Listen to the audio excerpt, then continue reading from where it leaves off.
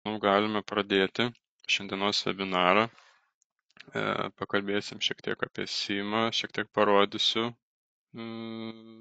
Manage Engine 360 sprendimą ir šiek tiek pakalbėsim iš bendrinės pusės. Tai va, o šiaip pradedant, tai jo, visų pirmiausia, norėčiau pristatyti, esu Viktoras, esu Baltimox pardavimų inžinierius. Ir šiandien praleisime apie 45 minutes, plius minus, sakykime, skirsime tam laiko šiam webinarui, kad sužinoti kažką tai daugiau. Ir kągi, galime keliauti tiesiai į skaidres. Tai visų pirmiausia, norėčiau išskirti tokias temas, kurias bandysim paliesti, apriepti. Aš šiaip tikiu, kad didžioji dalis jūsų vis tiek esat susipažinę su tokio tipo informacija ir su SIEMu, žinote, kas tai yra, galbūt ir naudojate kažkas SIEMą ir panašiai, bet bendrai tiesiog pakalbėsim apie tai. Ir tokios, sakykime, potemės, kurios buvo ir yra išskirtos šio webinaro metu, yra apie rizikų nustatymą, matomumą, prieigos prie informacijos apie tas grėsmės pačiam SIEMe, grėsmių aptikimas ir mažinimas bei incidentų tyrimas. Tai nuo ko visų pirmiausia reikėtų atsispirti, kad nuo to, kad kibernetinio saugumo reikalavimų apraše, jeigu kažkas susipažino, ten yra parašyta, kad kibernetinio saugumo subjektai turi rinkti žurnalinius įrašus, nes, kaip yra nurodyta, kuomet įvyks incidentas, mes turėsim pateikti informacijos apie tą incidentą, o be tų logų rinkimo, sakykime, neturėsime visos galbūt informacijos apie jį ir nebus tokia jau tiksli, tai dėl to yra reikalinga subjektam rinkti tuos logus, juos analizuoti, filtruoti, saugoti, kad vėliau juos būtų galima pateikti esant poreikiui ir iš principo, aišku, visų pirmiausia dėl savęs, kad mes žinotume, kas pas mus organizacijai vyksta ir panašiai. Tai va. Žinoma, visų pirmiausia, egzistuoja įvairiausių tipų rizikos, čia nėra kažkokia tai paslaptis, visi su tuo esam susipažinę. Tai rizikos apskritai organizacija gali būti tiek vidinės, tiek išorinės, kalbant apie vidinės grėsmės, tai kokios nors, tarkim, prastos prieigos kontrolės arba klaidingos konfiguracijos, jeigu yra organizacija atliktos, tai mes apie tai irgi renkant logus galėtume pamatyti arba galėtume pamatyti net kažkokį tai neįprastą vartotojo elgesį jo darbo vietoj ir panašiai, tai atiduodant tos logus, surinkus tos logus mes šiaip iš tiesų galėtume tai pamatyti. Ir žinoma, išoriniai elementai, nuo kurių galbūt mes apskritai galvodami apie kibernetinio saugumo sprendimus, pirminis tikslas ir yra apsisaugoti nuo išorės veiksnių, tai irgi gali būti susiję tiek sukčiavimo atakomis, brute force, DDoS atakomis ir galbūt kažkokia tai atakomis, kurios yra susijusios su geografinė vieta, kuomet mes surinkę logus galėtume matyti, kad buvo puolama, pavadinkim taip, iš kažkokios tai kitos šalies valstybės. Tai va, tai apskritai, tos rizikas visų pirmiausia mes vertiname ir vėliau pagal tai iš tam tikrų šaltinių renkame tos duomenys. Ir tas matomumas, žinoma, jis yra svarbus realiu laiku, kad mes galėtume kuo greičiau, kuo skubiau reaguoti į tuos incidentus, juos visus matyti, surinkti ir analizuoti. Aš tikiu, kad visi žino, kas yra logos ir panašiai, bet šiaip pats logas, kaip pavadinkime terminas, tai yra žurnalinis įrašas arba toks tekstinis XML tipo failas, kuris registruoja tokio, kaip pavadinkime, įvykio dokumentaciją.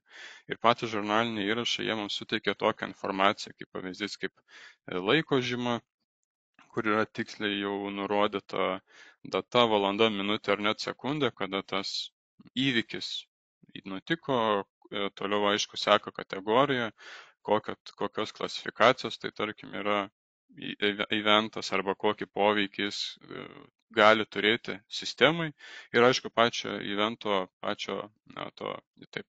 aprašymas, kad turėtume daugiau informacijos, su kuo būtent tas žurnalinis įrašas yra susijęs. Ir negana to, kaip jau žinome, logai yra labai naudingi tuo, kad jie mums padeda išanalizuoti, kas vis dėlto nutiko. Žinoma, pats tas logų analizavimas nėra pati smagiausia galbūt veikla, kuomet mums reikia gal rinkti tos logus, neturint, pavyzdžiui, siemo rinkti tos logus per kiekvieną sistemą atskirai, juos analizuoti, tuomet tas darbas gaunasi labai toks, sakykime, sudėtingas, laiko imlus ir dėl to jau šitoje vietoje susidurime su tam tikrais iššūkiais ir ko pasikoje jau Simas jau mums padeda šitoje vietoje, kuomet mes surinkam visus tos duomenis iš reikalingų duomenų šaltinių ir jau galim juos visus stebėti vienoje vietoje, stebėti, matyti tam tikras galbūt koreliacijas, sąsajas tarp tų įvykių ir žymiai efektyviau su tuo dirbti. Ir esminiai dalykai renkant, aišku, žurnalinius įrašus yra visų pirmiausia juos surinkti, tuomet išfiltruoti juos, kad galbūt nerinktume įrašų, kurie yra nereikalingi mums, tuomet juos žinoma išanalizuoti bei saugoti.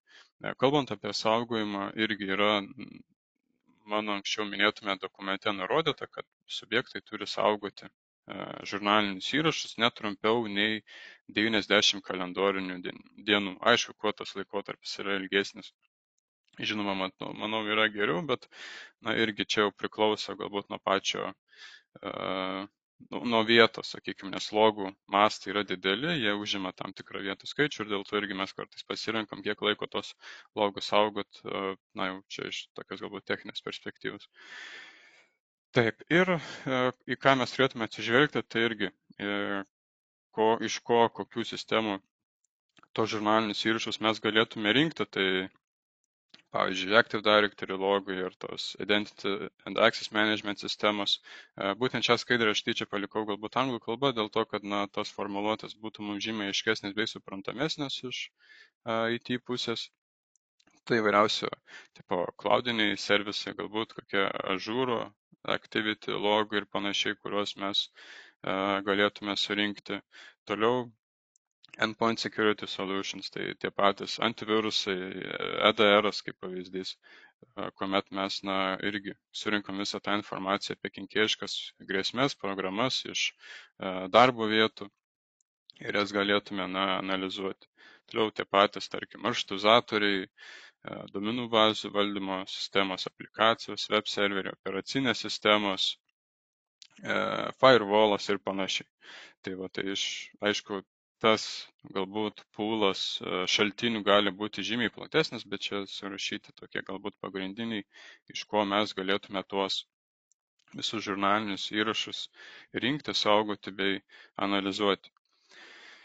Toliau pakalbėkime apie pačią prieigą, galbūt apie informaciją apie tas grėsmės, tai jau šiek tiek žengiant į pačio to produkto tematiką, tai žinoma, jis turi tam tikras integracijas, kurios mums suteiktų daugiau informacijos apie tas grėsmes, apie kurias tie žurnaliniai įrašai buvo surinkti. Tai tarkime, Alien Vault OTX, tai yra tokių, kaip sakykime, grėsmių informacijos dalinimus ir bendradarbiavimo platforma, kurioje veikia tokie kaip, sakykime, tyrėjai ir dalinasi informaciją surinkta apie tas kenkėjiškas grėsmes ir galima irgi ten visą tą informaciją rasti. Arba kaip pavyzdys Constella, irgi integracija, kuomet mes matome arba esame iš tiesų informuojami, kuomet mūsų galbūt kažkokia tai saugoma informacija ar paskyros informacija nutekėjo į tamsų internetą, tai apie tai mes galėtume irgi pasiskaityti. Aišku, nekalbu jau apie VirusTotal, irgi integracija, kuomet galėtume irgi pasižiūrėti, koks informacija iš pačios tos grėsmės pusės. Ir čia turime keletą tokių kaip ekrano nuotraukų irgi grėsmių analizę, kaip pavyzdys, irgi galėtume matyti, pavyzdžiui, tą patį severities, reputacijos skorą, atsiprašau, lietuviškai net užkrito žodis, tą reputacijos reikšmę, kur koks tas adresas yra ir panašiai. Ir kalbant apie Constella irgi integraciją, kaip pavyzdys matytume, koks yra tas istorijos breachų, sakykime, istorija visa dark webo perspektyvai, su kokiu useriu tai yra susiję, kokios yra pateikiamos galbūt rekomendacijos pasidaryti, būtent kalbant apie tą konkretų userį ir panašiai. Taip ir pats grėsmių nustatymas ir mažinimas, tai kalbant apie jį irgi, mes galime įsivertinti, ar vis dėlto buvo kažkokių tai kenkėjiškų srautų, ar useriai lankėsi kažkokiuose tai kenkėjiškose svetainėse, arba galbūt buvo kažkokių tai užklausų pas mus, sakykime, kurios galėjo sukelti kažkokį tai tą neigiamą poveikį ir tas, tarkim, poveikis buvo užregistruotas ir mes jį galėtume išanalizuoti ir panašiai. Tai va, ir aišku, tas stebėjimas realių laikų, jis apima pačius alertus, kuomet jie yra mum sugeneruojami, atiduodami į pačią konsolę ir mes galėtume jau visos tos incidentus arba alertus stebėti, matyti koreliacijas tarp jų, galbūt susijusius eventus, kuo jie tarpusiai buvo susiję ir aišku, jau toliau tas pats reagavimas į incidentą yra svarbus, kuomet mes irgi imamės tam tikrų veiksmų, kad ta grėsmė, kuri buvo pastebėta, būtų išspręsta arba, sakykime, ilgainiui uždarytume tą kelią, per kurį galėtų pats hakeris, pavadinkime taip, įsilaužti mūsų sistemas. Ir irgi kalbant apie tos įspėjimus realių laikų, tai galėtume matyti jų irgi visą tą sąrašą, jų pagal jų tipą ir panašiai. Ir kaip pavyzdys, kalbant apie koreliacijas, irgi brute force ataka, kurią mes galėtume irgi pastebėti, jeigu yra kažkokių tai, sakykime, įtartinų, labai dažnai pasikartojančių bandymų prisijungti prie kokio nors įrenginio, tai irgi būtų, sakykime, užfiksuojama ir klasifikuojama kaip brute force ataka, kaip pavyzdys. Ir pats reagavimas į incidentus, tai irgi yra galima sukurti tokius kaip workflow, kas bus atliekama, jeigu iškils tokio tipo incidentas, tai tarkim bus blokuojamas ten pats useris, kilinamas procesas ar sustabdomas servisas ir panašiai.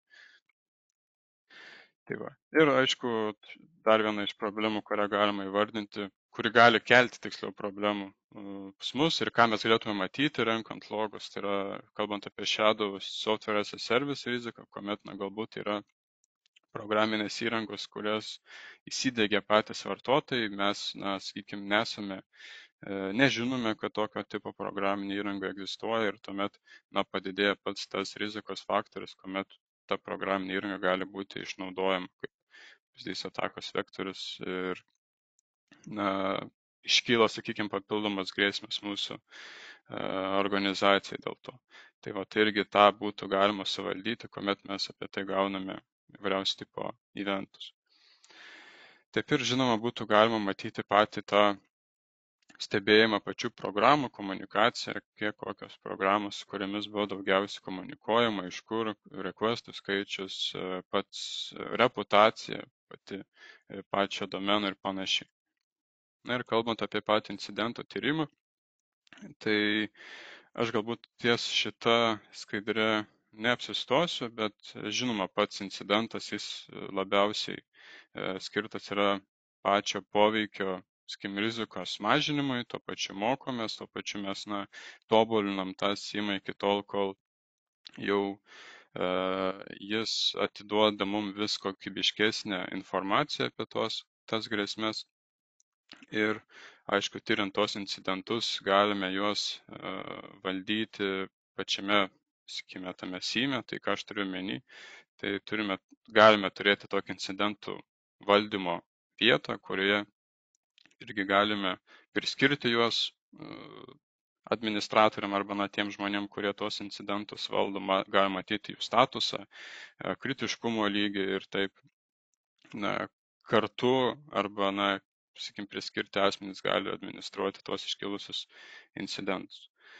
Ir kalbant bendrai apie Log360, tai ką jie apima, taip apibendrinant galbūt, tai aišku, saugumo realių laikų, pačių tų grėsmių, alerto analitiką, tai incidento valdymą, atitikti debesijos aplikacijų ar ten servisų apsaugą bei stebėjimą ir panašiai. Ir manau, vis tiek pati įdomiausia dalis yra visuomet keltis į pačią demonstraciją, kurios metu yra galima gyvai pažiūrėti, kaip tas sprendimas atrodo. Tai aš pasistengsiu šiuo metu tai ir padaryti, pakeisti ekraną, kurį jūs galėtumėte, atsiprašau, matyti. Ir štai, mes šiuo metu esam Manage Engine Event Log Analyzerį konsolėje. Tai šita iš tiesų nuoroda demo aplinka yra vieša, bet kuris iš jūsų galite prisijungti prie jos kaip administratorius, jums nereikia niekur registruotis, nieko dėkti, galite patys pasižiūrėti, kokia informacija yra renkama ir panašiai. Tai pats gamintojas suteikia tiesiog tokią galimybę, pavadinkime taip, susipažinti realiu laiku su pačia programinė įranga ir iš principo, ką mes visų pirmiausia matome, tai atsidūrėme dashboard aplinkoje, kurioje mes matome tokį bendrą vaizdą apie pačius eventų kiekį, kiek šių yra Windows eventų, syslog eventų, kiek yra įrenginių.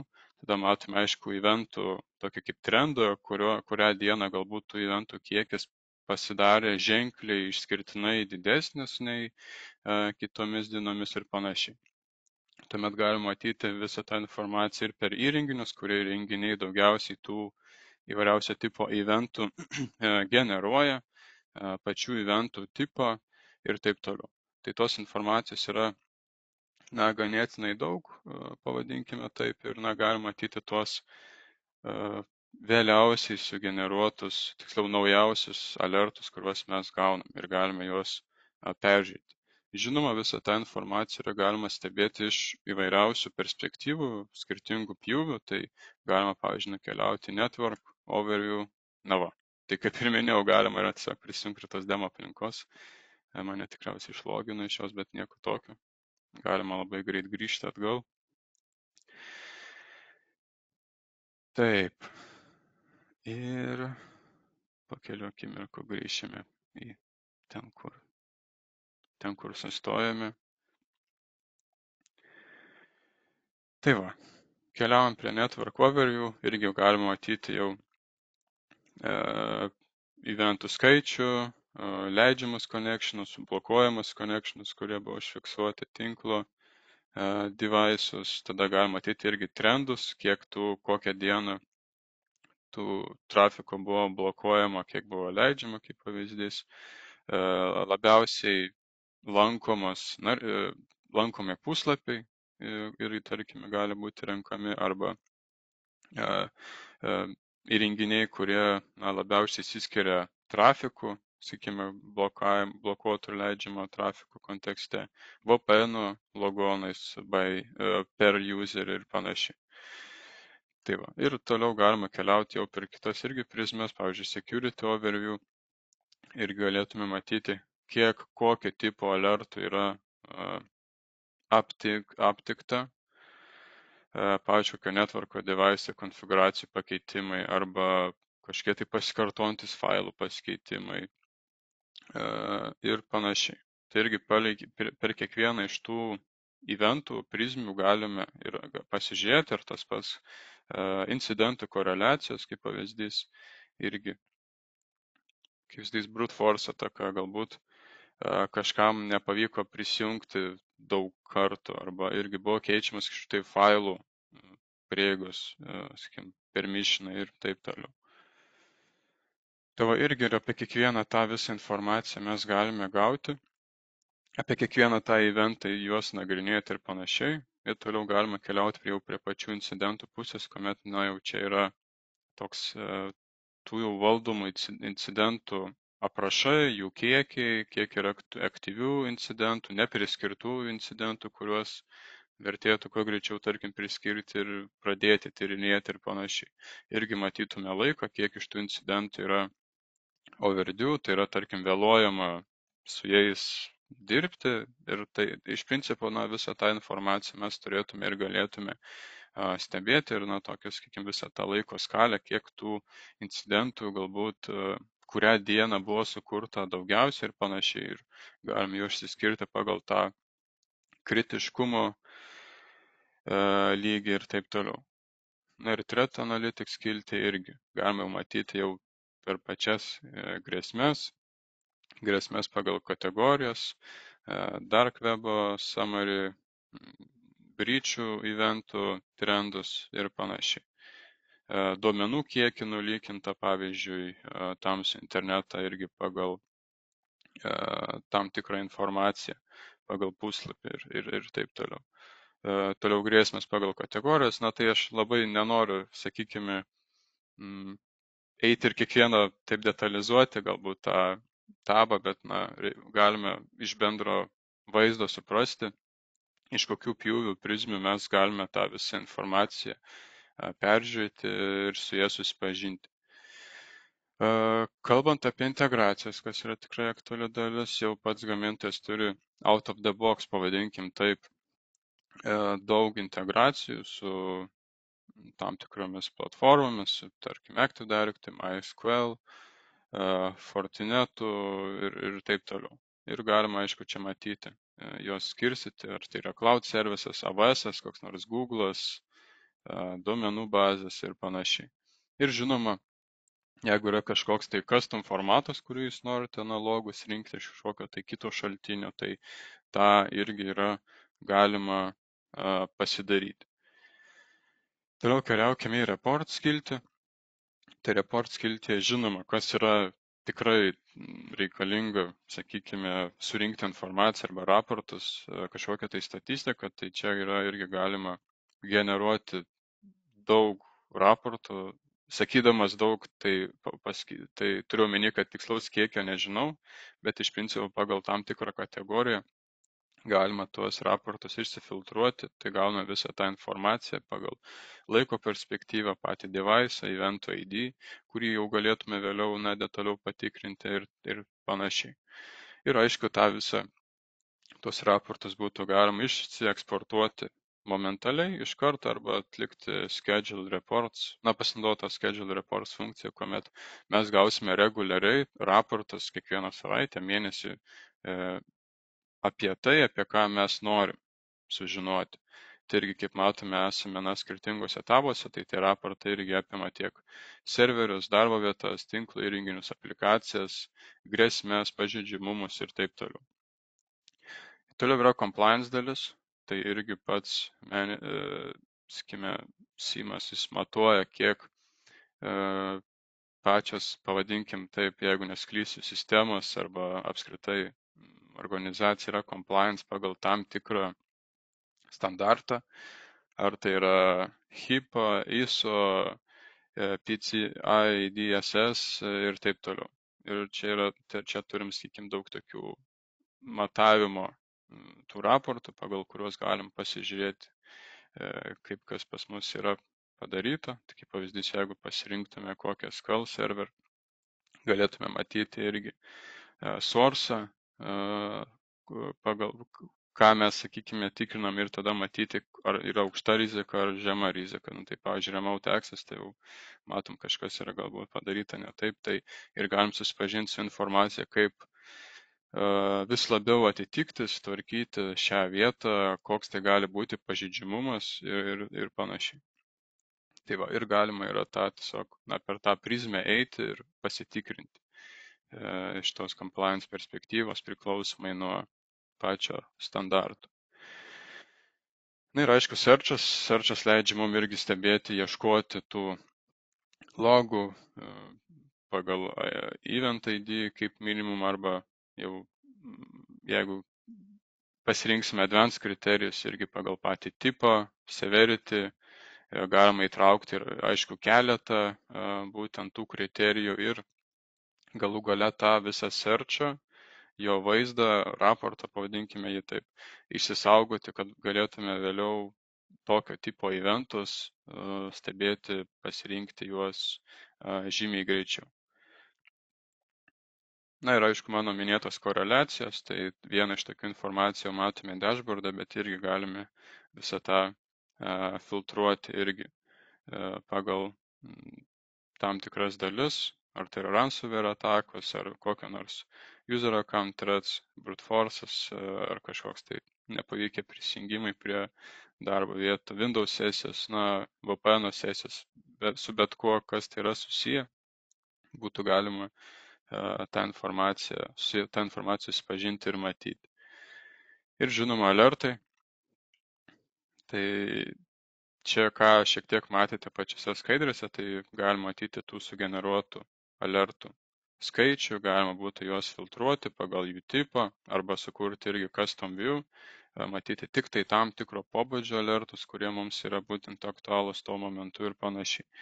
Ir galime perėti prie incidentų skiltės, kurioje mes jau galime dirbti su tuo incidentu, jį pasižiūrėti, atidaryti, matyti tam tikrus įrodymus, galbūt pasirašyti notesus, kad visi tą incidentą tyrintis asmenys žinotų kažkokią tai paliktą informaciją apie jį, ar galėtų, tarkim, perimti tą incidentą jo tyrime ir galim matyti žymiai detalesnį informaciją irgi apie kažkokį galbūt informacijos nutekėjimą dark web'e, patį eventą, kas tai yra pavyzdžiui, per useris.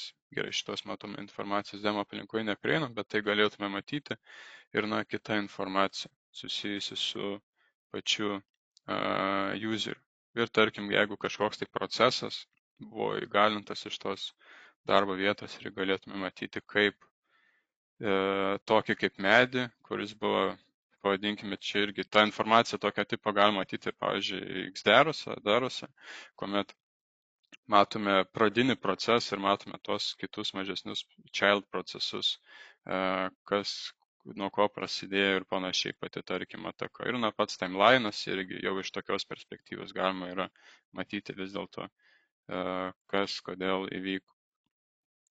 Ir pats tas domeno galbūt analizė, tai irgi matytume pačią to domeno, kurį mes tyrime, ar šaltinio rizikingumo lygį, reputaciją, who is informaciją taip pat galėtume matyti ir panašiai. Tai va, čia iš šitos galbūt incidento tyrimo pusės. Ir kaip ir tiek, aišku, nekalbant apie pačius nustatymus, kuriuos tokius general bendrus, kuriuos galėtume kurti, tai tos pačias device grupės, jas skirstyti, ar apskritai, pavadinkim, patys logų rinkimo kažkokie tai nustatymai, importavimas pačių logų galbūt rankiniu būdu ir panašiai. Tai va tiek iš principo kol kas, matau, į 30 minučių tilpome, bet galime, manau, perėti ir prie klausimų dalies, jeigu tik tokių yra.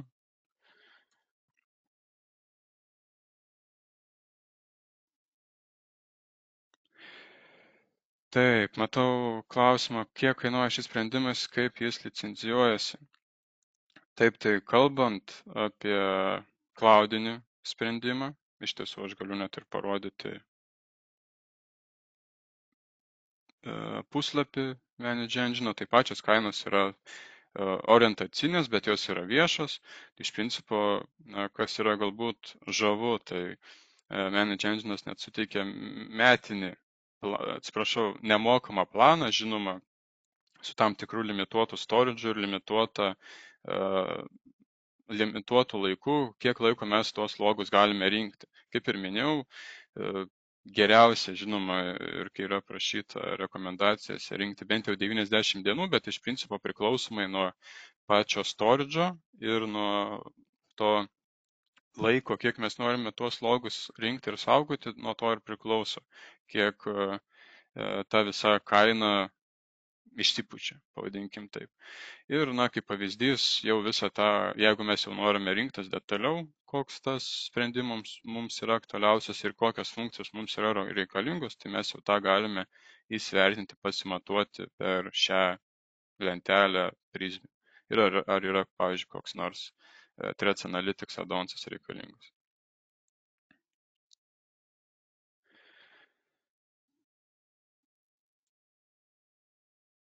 Taip, nuo kokio įrenginių kiekio galiu naudoti šį sprendimą. Tai renginių kiekis šiuo atveju nėra svarbus, yra galbūt svarbiausia tik tai tas duomenų kiekis, nes matome, kad pavyzdžiui source'ų kiekis jis yra nelimituojamas iš principo, tų būtent šaltinių kiekis yra nelimituojamas, dėl to tas jau matavimas per įrenginių skaičių ar kitaip jau nebėra aktualus. Vienintelis aspektas, į ką mes turime atsižvelgti, tai yra storage'as, kuris yra mums reikalingas tiem logams saugoti. Jeigu mes išsirinkam planą ir mums reikia daugiau storage'o, tai rašom tos talpos kiekį ir tuomet jau matytume preliminariai tą kainą, kaip pavyzdys. Taip, kitas, matau, klausimas, ar sudėtingas diegimas? Tai ar sudėtingas diegimas šitoks galbūt subjektyvus klausimas, bet žinoma, mes kuomet visada rekomenduojam cloudą, tai jau žinome, kad cloudas yra toks out of the box, tiesiog gauname licenciją, ją pradedame naudoti ir galime tiesiog naudoti tą sprendimą out of the box ir jį, sakykime, jau jungti su kitais sources.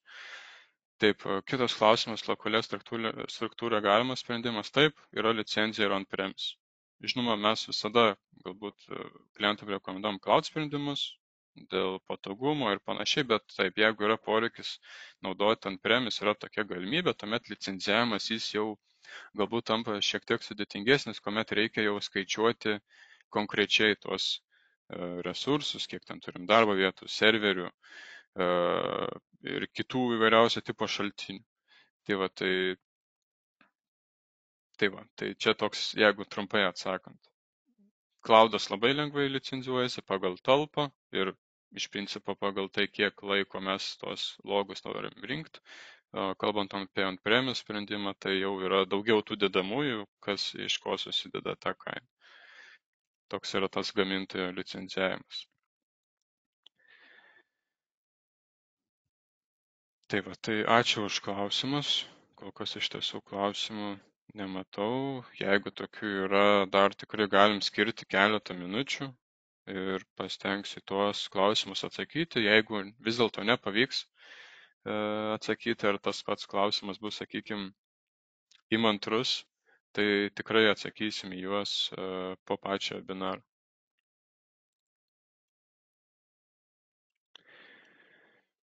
Taip, jeigu lokalioje struktūroje, tai ta licenzija prenumeratinė ar nuolatinė.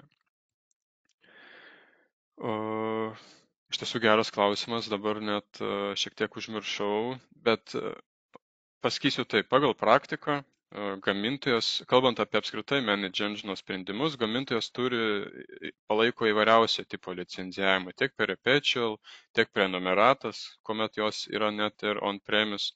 Tai aš drįsčiau teigti, kad yra ir tokia, bet ties šito klausimu aš dar pasitikslinsiu. Nes kaip minėjau, kalbant apie kitus sprendimus pačią gamintoją, tai dažnu atveju yra, sakykime, palaikomi visi licenzijavimo būdai, bet dėl konkrečiai SIM-o vertėtų dar pasižiūrėti atskirai.